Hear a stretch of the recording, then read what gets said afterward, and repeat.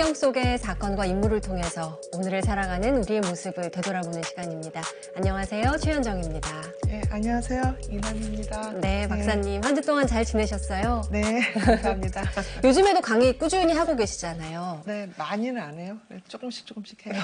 언제나 너무나 여러 가지 일로 바쁘신데 네. 강의하실 때는 그래도 특히 어떤 것에 중점을 두시고 계실까요? 저는 강의한 지 오래됐잖아요. 뭐 30대부터 했으니까. 근데 지금도 긴장되고 힘들고 겁나요.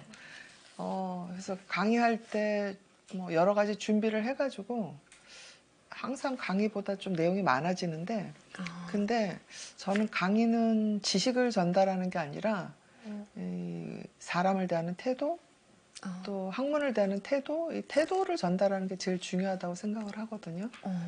그래요? 네, 그래서 그러니까 지식 전달보다도 네, 더 중요한 건 태도에 대한? 그렇죠. 그러니까 예. 공부를 대하는 자세, 뭐 이런 거를 얘기해주고 싶어요. 근데 제 마음인데, 왜냐하면 인터넷 들어가면 지식은 엄청나게 많으니까 뭐 챗GPT 이런 거 보면 되니까. 근데 사람한테 배울 수 있는 거는 태도와 자세와 정서 뭐 이런 거잖아요. 근데 제 생각인데 그걸 학생들도 그렇게 생각하는지 그렇게 자신이 없어요.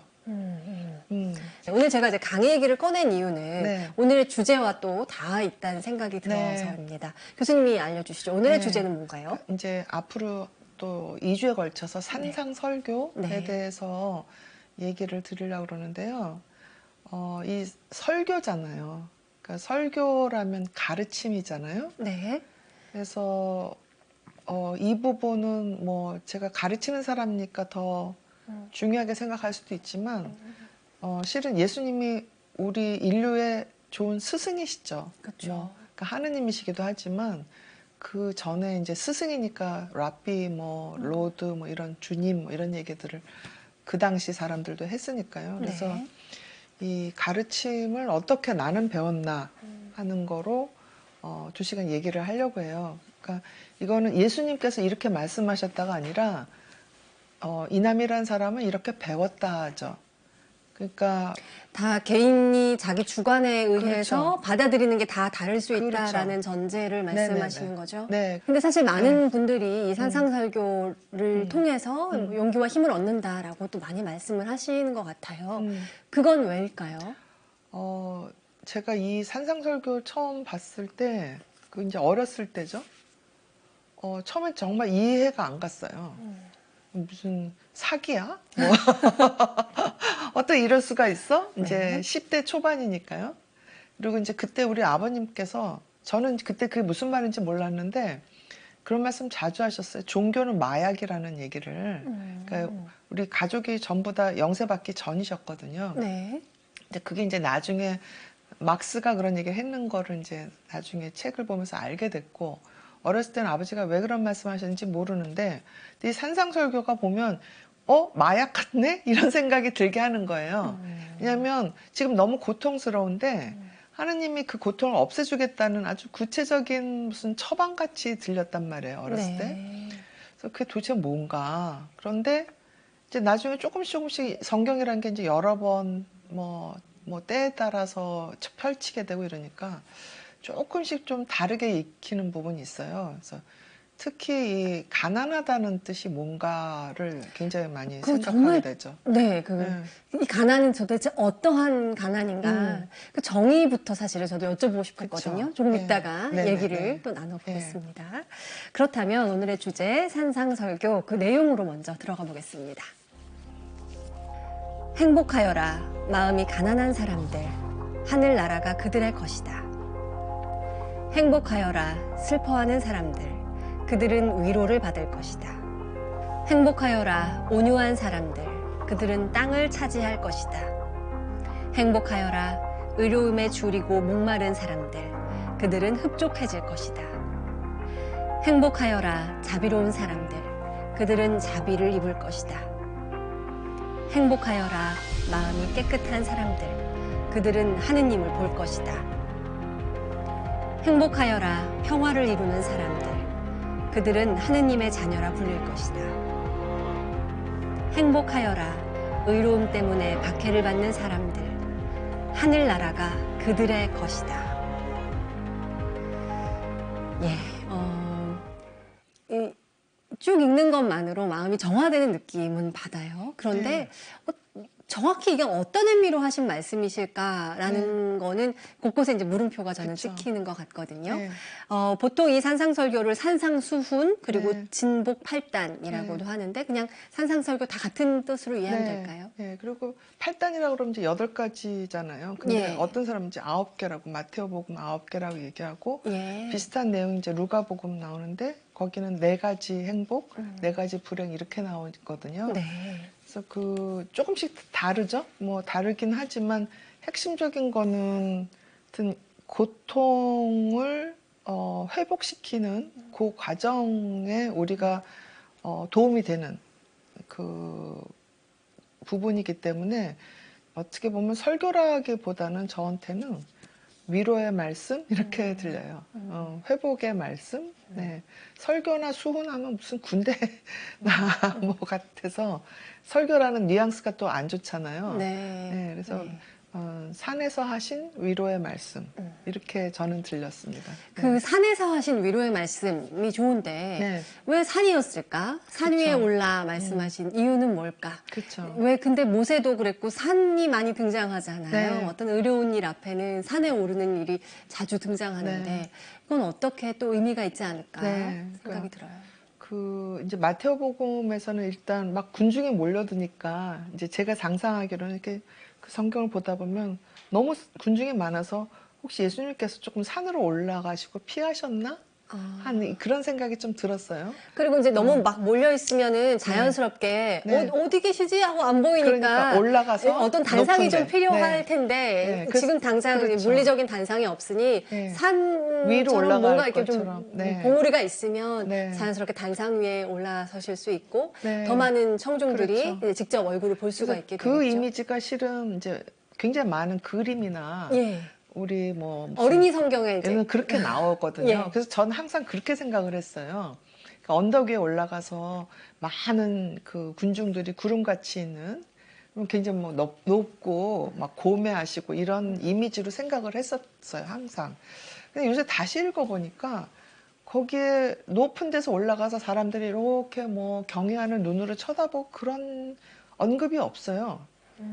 그냥 군중들이 너무 많이 몰려드니까 산을 올라가셨다. 그리고 제자들을 옆에다 놓고 그걸 가르치셨다. 이렇게만 나오고 똑같은 얘기인데 루가복음은 이제 평지 설교라고 해서 네. 그냥 땅에서 하신 그 내용이거든요. 네.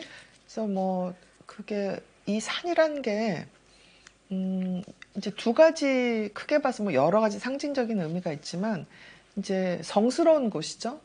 그래서 높은 곳이죠. 산은.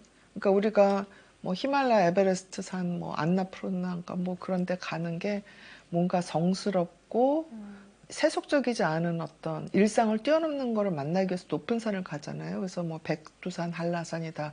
뭐 우리 민족의 정기를 담는 성산이다. 뭐 이렇게 얘기하고 실제로 뭐 단군도 신단수, 네. 뭐 태백산, 네. 산이고 또 하나는 왜 백이야 숙제 뭐 이런 얘기 들어보셨나 모르겠어요.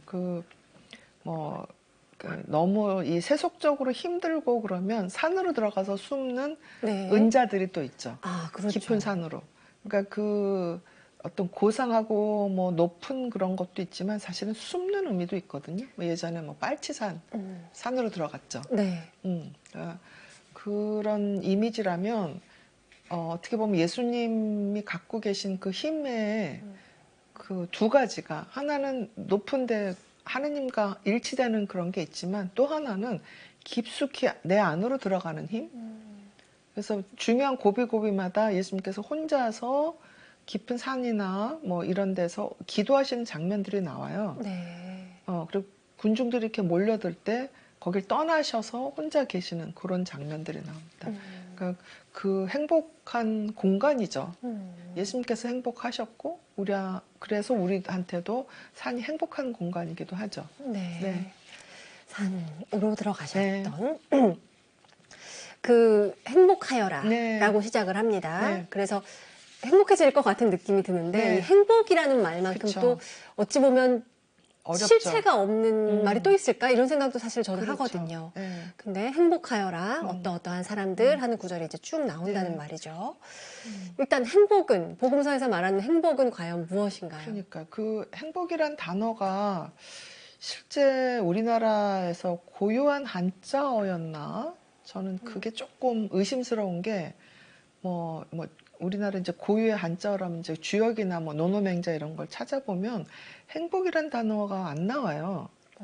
이 행복이란 단어는 어떻게 보면 19세기에 일본이 그 한자를 갖고 영어를 번역할 때 쓰는 그 신조어들이 굉장히 많거든요. 네. 실제 우리 고전적으로 쓰는 것보다. 그러니까 우리나라에는 이제 복이 많다.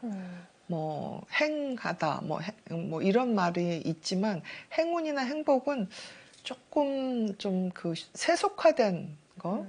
그러니까 그 고전적으로 보자면 기쁨, 뭐 즐거움 이런 감정이 있고, 그다음에 본성에 잘 맞는 부분이 있고, 또 뭐 평화로운 부분이 있고, 뭐 이런 안온하다 할 때 뭐 이런 게 있지만 복이 많아가지고 행운이 많아서 좋은 건 없거든요. 그러니까 그런 운과 뭐 복 이런 거가 행복이라는 단어에서 느껴지기 때문에 우리를 좀 더 올가매는 부분이 있다고 저는 생각을 하고요. 여기서 말하는 이제 베아티튜드 뭐 이런 부분은 어떤 사람에게 축복이 아니냐 이렇게 얘기를 하는데, 영어 이 라틴어나 그리스어에서 축복이라기보다는 진짜 그냥 진정한 행복이라는 뜻이 더 강하대요. 그러니까 고통받아서 우리가 너를 축복해 주겠다가 아니라 고통받아서 행복하다는 뜻이라는 거죠. 이거 굉장히 역설이죠. 그렇죠. 그래서 이거를 이제 어떤 사람들은 지금 너는 힘들지만, 그러니까 이 가난한 사람들은 행복하다는 거 우선 보자면, 마테오복음에서는 영이 가난한 사람, 마음이 가난한 사람들은 행복하다고 그랬지만 루카복음에서는 그냥 가난한 사람이에요. 그러면 루카복음식으로 얘기하면은 실제로 돈이 없는 사람들, 이제 굉장히 괴롭게 사는 사람들이 나중에 행복할 것이다, 복을 받을 것이다, 하늘나라로 갈 것이다라는 뜻으로 느껴질 수 있지만, 마테오복음에서 영, 이런 마음, 이 가난한 사람은 어쩌면 그걸 좀 뛰어넘어서 좀 다르게 해석할 수 있는 부분도 있을 것 같아요. 그건 이제 저의 주관적인 해석입니다. 그래서 마음이 가난하다는 게 뭘까? 그게 나는 모든 걸 다 알고 있어. 나는 어떻게 하면 행복한지 알고 있어. 이런 사람은 마음이 가난할 수 없을 것 같거든요. 그렇죠. 그래서 나는 많이 부족해. 내가 굉장히 여러 가지로 뭐 무지해. 예컨대 내 영혼은 텅 빈 것 같아. 그럴 때 하느님이 찾아오시는 게 아닌가. 그래서 마음이 가난하다고 그러는 게 아닐까. 이런 생각도 해봤어요. 그러면 이제 마음이 가난한 사람이라고 말한다면 이제 교수님 말씀을 듣자 보면 요즘식으로 표현하면 마음이 겸손한 사람 이런 그렇죠. 마음으로 생각할 네, 수 있을까요? 예. 그러니까 나를 비우는 것. 음. 제가 여러 번 강조했지만, 저는 이제 뭐 이렇게 결론적으로 얘기하자면, 누가 나한테 행복이 뭐냐고 물어본다면 나를 잊어버릴 때가 행복하다, 저는 그렇게 얘기를 하거든요. 나라는 존재를 네. 완전히 잃어버릴 때. 이제 그게 뭐 망아지경이라고 왜 그러잖아요. 그러니까 뭔가 일을 할 때, 뭐 누구를 사랑할 때, 뭐 어디에 봉사하고 헌신할 때, 누가 나를 어떻게 보지? 이렇게 하면 나한테 뭘 줄 거야. 이러면 이게 망아지경이 안 되거든요.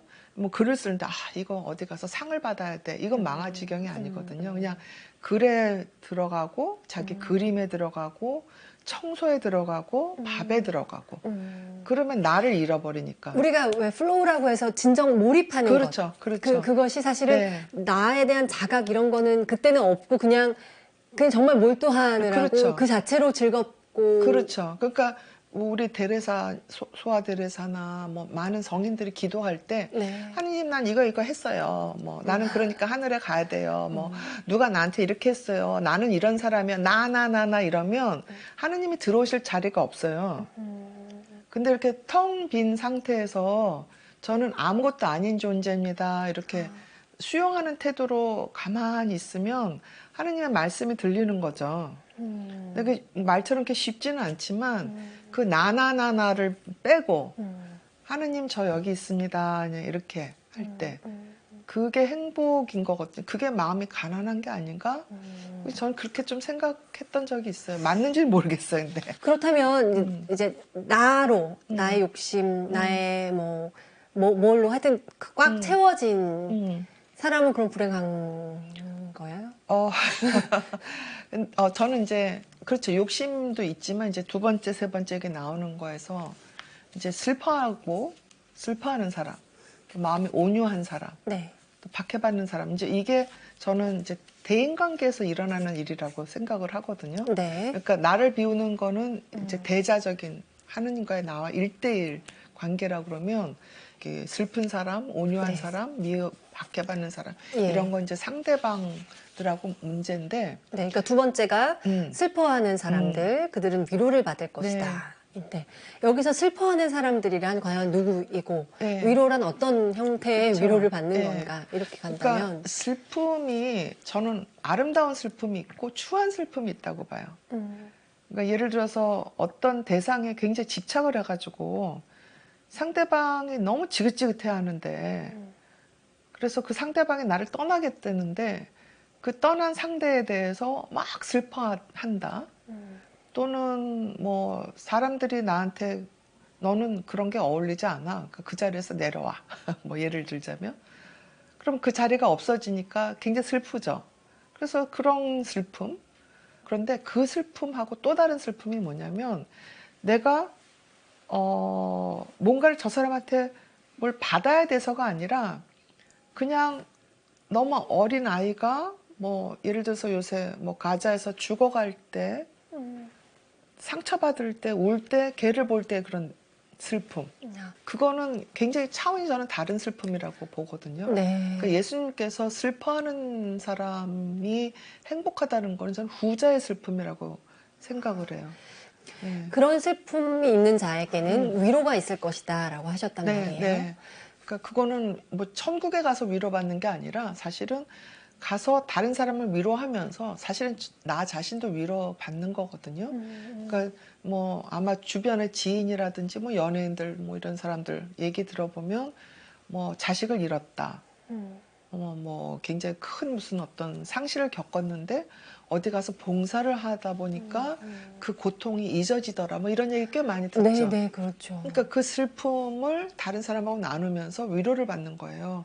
하늘나라에 같이 갈 필요가 없어요. 여기서 위로를 받는 거죠. 슬픔을 나누게 되면. 그리고 그 슬픔을 위해서 내가 뭔가를 한다면. 예.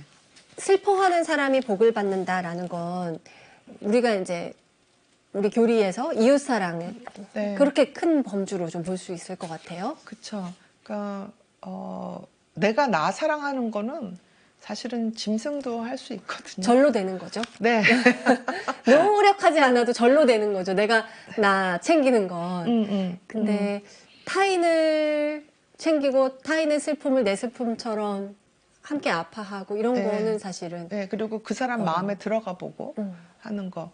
그러니까 그게 이제 엠파시라는 단어가 있거든요. 공감. 네. M하고 패시하고 그러면 이 M은 이제 같이 한다는 뜻이에요. 그 다음에 이 패시는 슬픔하고 어근이에요. 페이소스 뭐 이런 얘기 들어보셨죠? 네. 그래서 슬픔을 같이 하는 거거든요. 그러니까 그냥 저 사람은 안 됐다 하는 거는 이제 연민가 얘기하는 PT예요. 그럼 이 PT라는 거는 약간 그 뉘앙스가 그 사람을 조금 아래로 보는. 그리고 그 사람은 참 불운한데 나는 그래도 행운이야. 나는 다행이다. 딱 선을 긋는 거죠. 안 됐다. 저쪽 안 됐다. 나랑은 상관없는. 그래서 저런 사람 생각하면 나는 참 행복한 것이야. 상대적 우위감을 느끼는. 네, 그런 거는 엠퍼티가 아니죠. 다르죠. 네, 예. 그 다음에 이제 심퍼시라는 단어가 또 있잖아요. 네. 이 심퍼시도 역시 이제 같이 공감을 하긴 하죠. 이 심이라는 게 또 같이 싱크로나이즈 뭐 이런 얘기 예. 들어보신 적 있죠. 그쵸. 예. 그래서 같이란 뜻인데 M은 문자 그대로 어디 들어가는 거거든요. 그 사람 마음으로 들어가는 거예요. 그러니까 씀은 그냥 이렇게 어깨를 도닥도닥인다 그러면 엠파시는 같이 울어주는 거죠. 심퍼시보다 더 깊은 차원의 네. 근데 이제 같이 울 때, 그냥 울기만 하면 도움이 될까요? 안 될까요?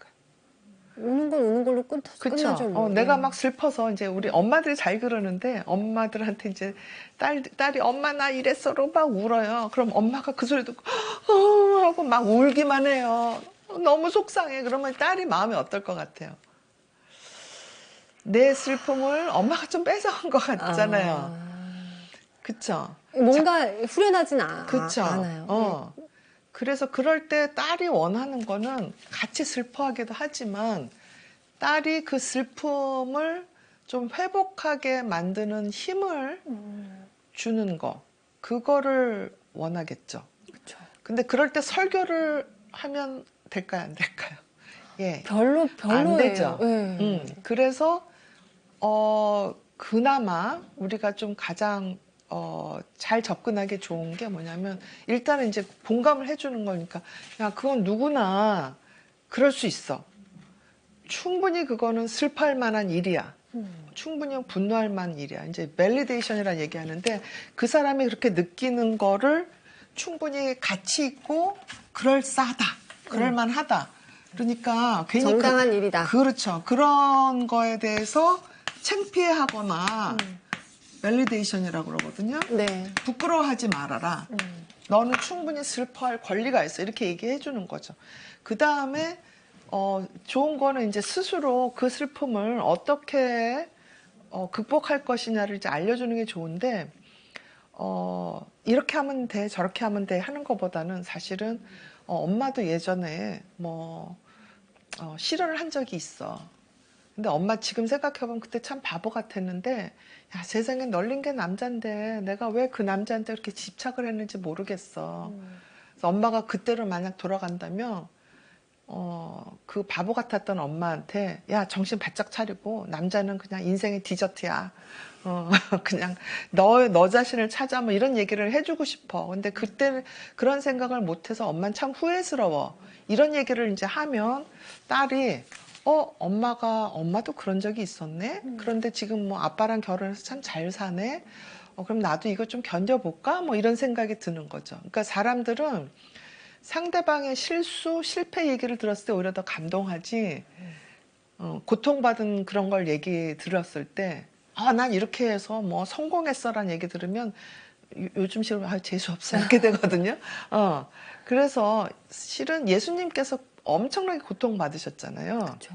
그리고 실제 사신 것도 얼마 안 사셨고, 공생활도 3년밖에 안 하셨고. 그래서 저는 가끔 그런 생각을 할 때가 좀 있었어요. 그러니까 와, 예수님같이 저렇게 멋있고 굉장하신 분도 딱 한 3년 공생을 하시고 저렇게 고통받고 멸시받고 박해받으면서 33살에 겨우 돌아가셨는데, 나같이 별 볼 일 없고 쓰잘데없는 사람 왜 이렇게 오래 살고, 뭔 이렇게 복이 많아서 이런 걸 다 누리고 살고, 뭐 이러면서 또 왜 불평을 할까? 왜 스스로 불행하다고 생각할까? 이건 내가 참 그릇이 요만만하다. 뭐 이런 생각할 때 가끔 있어요. 너무 멋지잖아요. 예수님 얘기 하나하나가 너무 멋있는데 실제로 예수님 나와서 이렇게 하면 이럴 거 아니에요. 우리가 너무 멋있어가지고. 네. 근데 그런 분이 그렇게 고통받으면서 돌아가셨잖아요. 그래서 그걸 생각을 하면 우리가 어떤 면에서 위로가 된단 말이죠. 그건 이제 제가 조금 전에 얘기한 누군가의 고통스러운 과정을 볼 때 우리가 어떤 면에서는 힘을 받지, 그 사람이 막 휘황찬란하게 뭐 높은 자리에서 돈 많이 쓰면서 어디 돌아다니면서 뭐 빵빠레를 울리고 이런 걸 보면 사람들이 절대 아무도 감동받지 않죠. 네. 오히려 좀 비난하기도 하고 혐오스럽다고 하기도 하고 그렇죠. 그래서 이제 엠퍼시는 같이 고통받은 사람들만이 나눌 수 있는 거예요. 그래서 지금 내가 굉장히 고통스럽잖아요. 네. 굉장히 힘들어요. 그러면 그건 뭐냐면 역설적으로 앞으로 나를 사랑할 사람, 또 내가 사랑할 사람이 그만큼 많아진다는 뜻이에요. 그러니까 우리가 사랑만큼 사실 인생을 의미 있게 해주는 게 없잖아요. 네. 뭐 우정이든 뭐 가족이든 뭐 인류애든 뭐 공동체에 대한 사랑이든. 근데 그 진짜 사랑은 고통을 모르는 사람한테는 나오지를 않아요. 어. 그러니까 고통받을 때 옆에 있어주는 게 사랑이니까. 아, 그렇죠. 잘 나갈 때 옆에 있는 거는 이익이에요. 이익 추구고. 근데 그 사람이 나락에 떨어졌을 때 그 사람이 막 고통에 몸부림칠 때 같이 손잡아주고 같이 울어주는 게 사랑이잖아요. 그래서 내가 지금 고통받지 않으면 그 사람의 고통이 느껴지겠어요? 안 느껴지죠. 그래서 슬픈 사람이 결국에는 땅을 차지한다는 게 그 땅은 내가 사랑하는 사람들이 많으면 여기가 내 집이고 내 마을이고 내 네. 땅이에요. 네.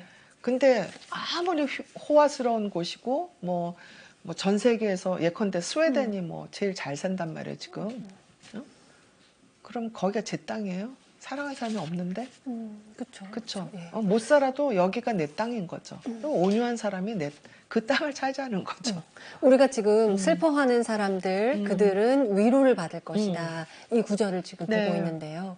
그 슬퍼한다는 거는 그만큼 상대방의 아픔의 깊이에 같이 들어가 네. 보는 거고, 네. 그럴 때 음. 진정 위로가 성립될 네, 수 네. 있고, 내가 위로를 받은 만큼 상대에게 위로해 줄 수 있고. 그렇죠. 그리고 네. 어떻게 보면 더 해줄 수도 있고. 예. 자, 이런 맥락에서 소개해주고 싶은 시가 있다고 말씀하셨잖아요. 네. 네, 요 시도 저희가 좀 들어보고 싶어서. 네. 네. 그러니까 우리가 이슬람 하면 굉장히 뭐 테러리스트만 생각을 하는데 사실 이슬람의 뿌리는 유대 기독교거든요. 그래서 굉장히 비슷한 부분이 많고요. 네. 특히 제가 이 시를 소개하는 거는 여기에 눈물의 이미지가 있어요. 그리고 아까 이제 노장 사상 얘기도 했는데 물의 이미지도 있고. 그래서 네. 제가 한번 뭐 잘 못하지만 낭독을 한번 해보겠습니다. 자, 그러면 어떤 사람의 어떤 시인지. 네, 그러니까 중세 이슬람 이슬람의 신비주의 시인이에요.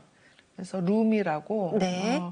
전 세계에서 가장 많이 읽힌 시 중에 하나입니다. 네. 예. 들어보겠습니다. 물이 흐르는 곳은 어디든 푸르른 것처럼 눈물이 흐르는 곳은 어디든 축복이 있다. 물레방아가 돌듯이 더 많은 눈물을 흘리고 더 많이 아파하라. 영혼의 정원이 초원과 같이 푸르러질 것이다. 눈물을 원한다면 눈물 흘리는 자에게 자비를 베풀라. 자비를 원한다면 약한 자에게 자비를 베풀라. 사실 우리는 네. 안 울고 싶잖아요. 안 아프고 싶고, 네. 고통 안 받고 싶고. 근데 사실은, 더 울어라라고 말하는 거잖아요. 네. 더 많이 눈물을 흘리고, 네. 더 많이 아파해라. 네. 그렇게 해야만 내 지경이 더 넓어질 수 그렇죠. 있다라는 말이겠죠. 네. 그러니까 눈물은 말하자면 꽁꽁한 얼음이 녹을 때 나오는 거고요. 우리 예수님께서도 말씀하신 것 중에 사막에 씨를 뿌리는 거, 바위에 씨를 뿌리는 거, 거기서 나오지 않거든요.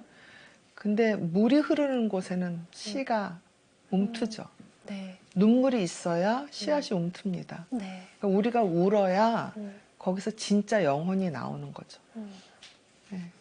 우리 흔히들 고통 없이는 성장이 없다. 네. 이제 그런 얘기 하는데, 네. 그런 것하고도 좀 맥이 닿을 수. 그렇죠. 근데 저는 그 고통 없이는 성장이 없다 할 때 너무 사람들이 성장에만 초점을 맞추는 것 같아서. 네.